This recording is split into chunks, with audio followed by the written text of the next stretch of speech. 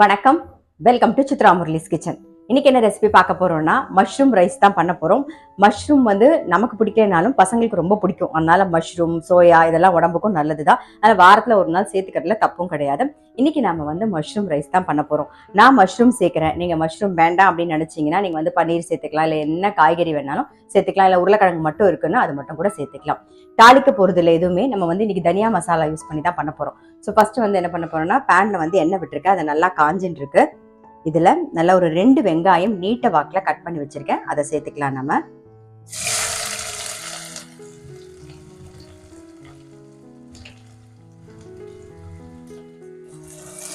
இது கூடவே வந்து இஞ்சி பூண்டு விழுதையே சேர்த்துருவோம். இஞ்சி பூண்டு ஒரே ஒரு பச்சை மிளகா கோர்ஸா அரைச்சி வச்சிருக்கேன், அதையும் சேர்த்துறேன். இஞ்சி பூண்டோட பச்சை வாசனை போக நல்லா வதங்கட்டும்.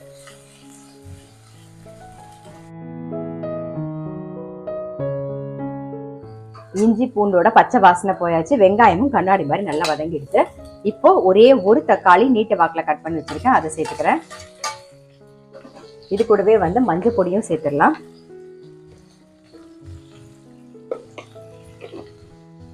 கொஞ்சம் உப்பு, அதாவது இதுக்கு தேவையான உப்பு இப்பவே சேர்த்துடலாம். தக்காளி கொஞ்சம் வதங்கட்டும்.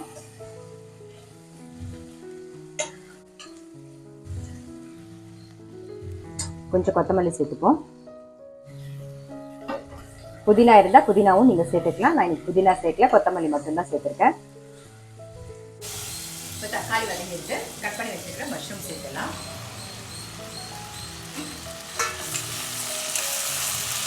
மஷ்ரூம் ஒரு நிமிஷம் வதங்கட்டும். மஷ்ரூமும் வதங்கிட்டு இப்போ நம்ம வந்து தனியா மசாலா சேர்க்க போகிறோம். நம்ம மசாலா எதுவுமே தாளிக்கல. ஆல்ரெடி ஒரே ஒரு பச்சை மிளகா போட்டிருக்கோம். இந்த மசாலாலேயே நம்ம வந்து வரமிளகாயும் போட்டிருக்கோம், மிளகும் போட்டிருக்கோம். ஸோ அந்த காரமும் இருக்கும். அதனால பார்த்து நம்ம போட்டுட்டா போதும். மசாலா எதுவும் தாளிக்கணும்னு அவசியமே இல்லைங்க. தனியா மசாலா மட்டும் அரைச்சி ரெடி பண்ணி வச்சுருந்தீங்கன்னா இது ரொம்ப ஈஸியாக இருக்கும். நீங்கள் குருமாக்கு போட்டுக்கலாம், என்ன கிரேவி பண்ணாலும் சேர்த்துக்கலாம். இந்த மாதிரி எனி ரைஸ் எது பண்ணாலும் நீங்கள் சேர்த்துக்கிறதுக்கு ரொம்பவே சௌகரியமாக இருக்கும். மிக்ஸ் பண்ணி டக்குன்னு முடிச்சிடலாம். இந்த தனியா மசாலா வந்து இது வரைக்கும் நீங்கள் அரைச்சி வச்சுக்கல அப்படின்னா அதோட லிங்க் வந்து நான் டிஸ்கிரிப்ஷன் பாக்ஸில் கொடுக்குறேன். பார்த்துட்டு நீங்கள் ரெடி பண்ணி வச்சுக்கிட்டிங்கன்னா டக்குன்னு முடிஞ்சிடும் சமையல். பாருங்கள், இப்போ ஒரே ஒரு ஸ்பூன் தனியா மசாலா சேர்க்குறேன். நான் ரொம்ப சேர்க்கணும்னு கூட அவசியம் கிடையாது. வாசனை கூட வேணும்னா கொஞ்சம் போட்டுக்கலாம். வாசனை கொஞ்சம் கூட வேணும்னு நினச்சிங்கன்னா நீங்கள் போட்டுக்கலாம். ஆனால் வந்து ஒரு ஸ்பூன் வந்து கரெக்டாக இருக்கும் அந்த வாசனை. இதுலேயே முந்திரியும் இருக்குது, பாதாமும் இருக்குது, எல்லாமே இருக்குது. முந்திரி பருப்பு இருக்குது. நான் இன்றைக்கி முந்திரி பருப்பு சேர்த்துருக்கேன்.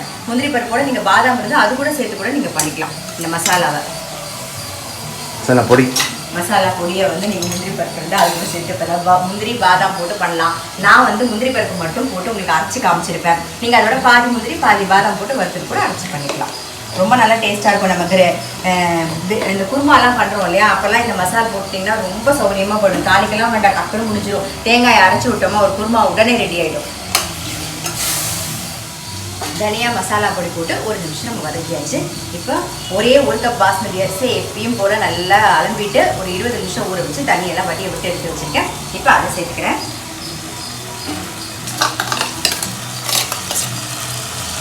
ஜஸ்ட் ஒரு மிக்ஸ் பண்ணிக்கலாம்.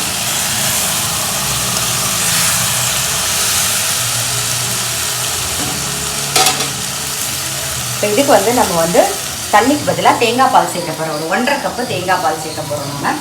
நான் எந்த கப்பில் எடுத்தேனோ அதே கப்பில் அளந்து ரெடியாக எடுத்து வச்சுருக்கேன். இப்போ அதை சேர்த்துடலாம்.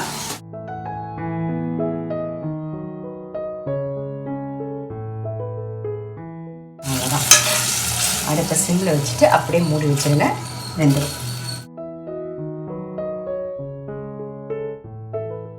இப்போ வந்து நம்மளுடைய மஷ்ரூம் ரைஸ் வந்து ரெடி ஆயிருக்கும், பார்த்துடலாம்.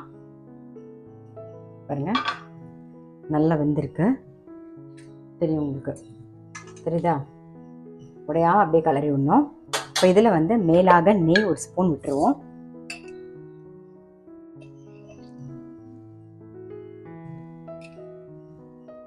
விட்டுட்டு கொஞ்சம் கொத்தமல்லியும் அப்படியே போட்டுருங்க.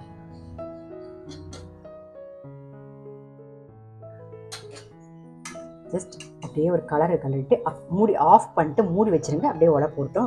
ரொம்ப டேஸ்ட்டாக இருக்கும் அந்த நெய் வாசனையோட. அப்படியே மூடி வச்சுருங்க. மஷ்ரூம் ரைஸ் எப்படி பண்ணுறதுன்னு பார்த்துருப்பீங்க. ரொம்ப சிம்பிள். அந்த தனியா மசாலா அரைச்சி வச்சுட்டு டக்குன்னு பண்ணிடலாம். ஸோ கண்டிப்பாக வந்து ட்ரை பண்ணி பாருங்கள். நான் அடுத்த வீடியோவில் சந்திக்கிறேன்.